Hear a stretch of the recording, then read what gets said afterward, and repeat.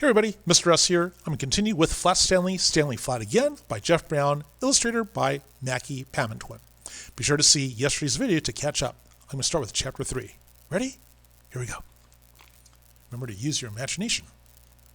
Stanley Sales.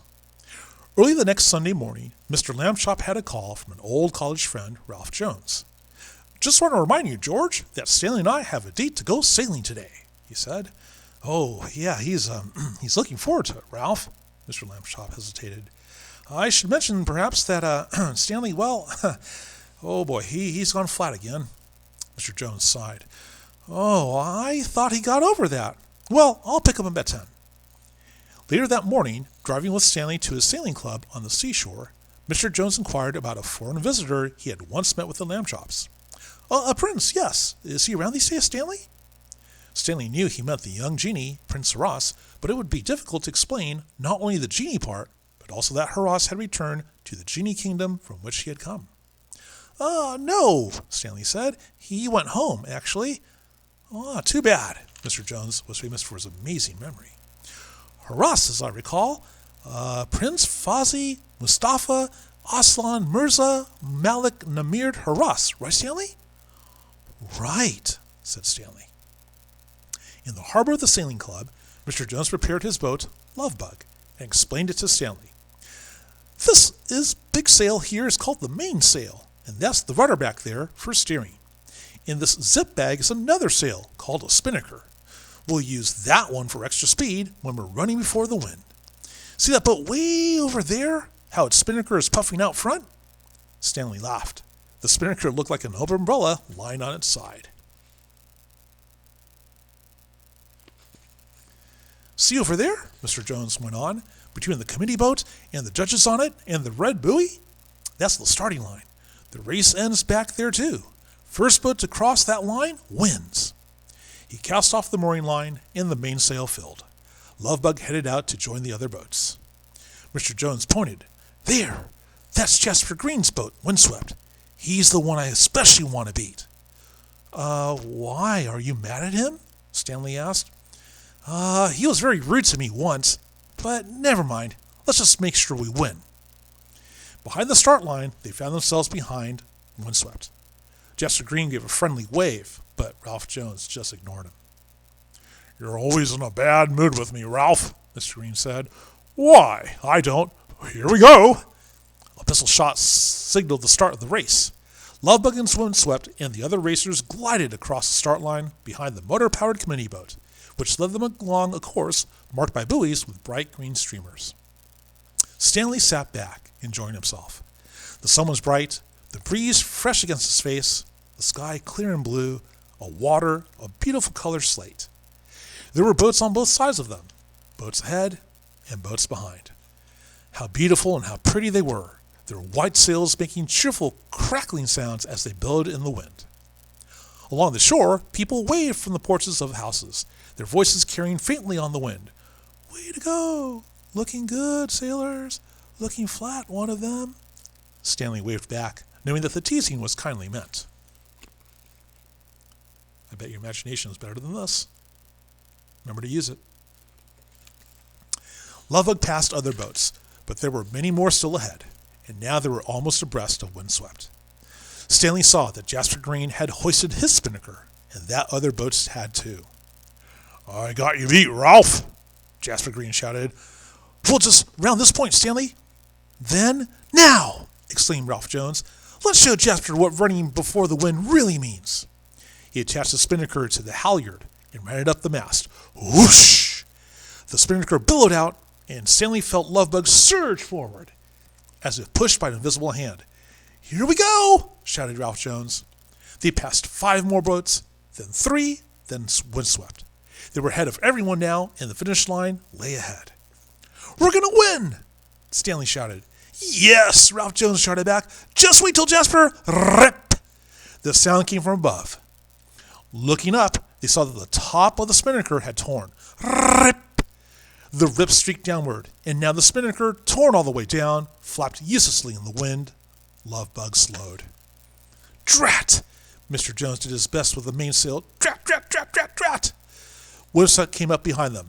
Tough luck, called Jasper Green. Ha ha! Drat! Mr. Jones sighed. Nothing we can do, Stanley.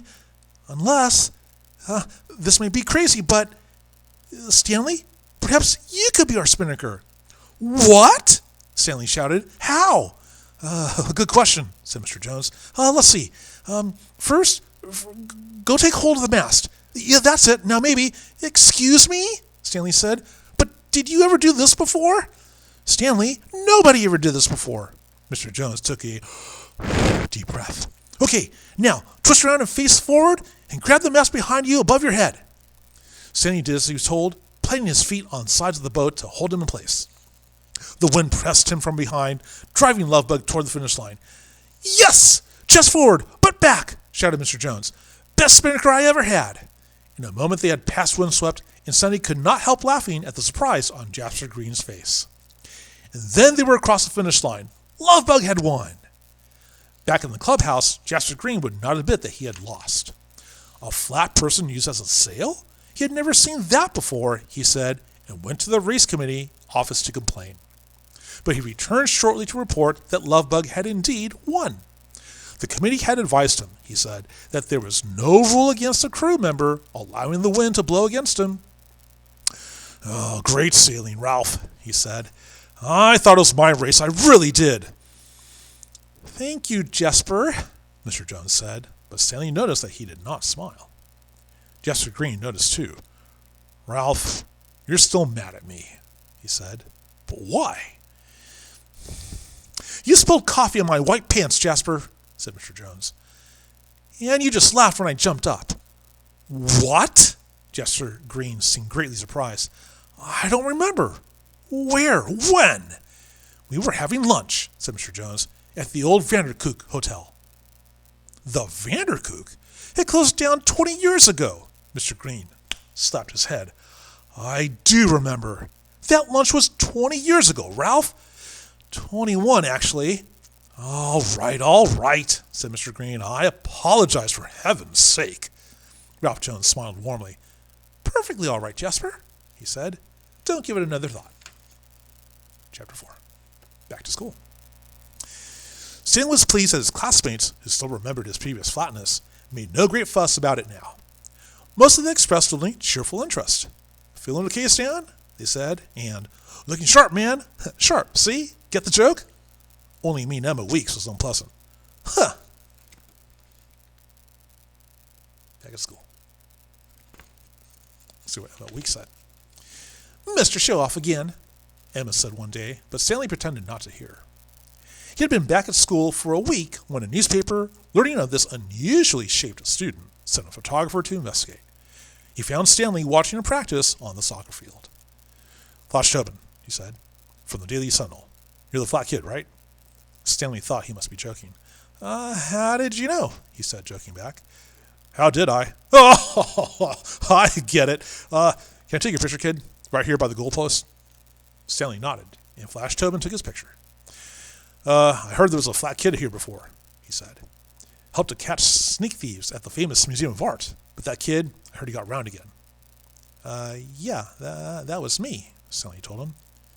You go back and forth, huh? Flash Tobin.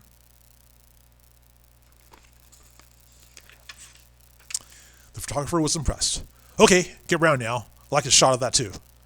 I can't just do it when I want, Stanley explained.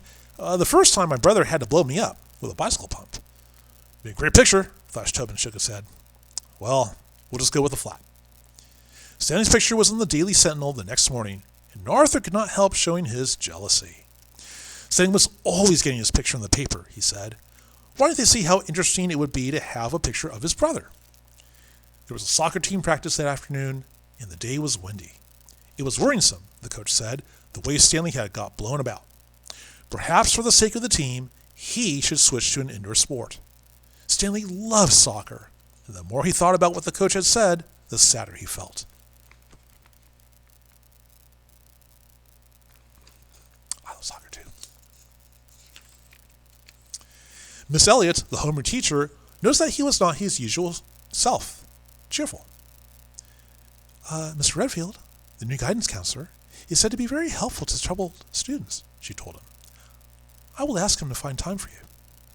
Miss Elliot spoke to him again that afternoon during lunch. Such good luck, Stanley. Mr. Redfield will see you right after school today. Come in, Stanley. Sit right there. Mr. Redfield pointed to a comfortable chair. Stanley sat, and Mr. Redfield leaned back behind his desk. Now then, you do understand that anything you say here is completely confidential. I won't tell anybody. Stanley wondered what he could say that would be of interest to anybody else. Miss Elliot tells me you seem troubled. Mr. Redfield lowered his voice. What's wrong? I'm not sure, actually, Stanley said. Mr. Redfield picked up a pad and a pen. Please, speak freely. Whatever comes into your head. Anything special happened lately? Well, I got flat, Stanley said. Mr. Redfield noted on his pad. Yeah, I do see that, yes. How did they make you feel? Stanley thought for a moment. Flat? Oh, I see, Mr. Redfield nodded. This flatness comes upon you before, I'm told.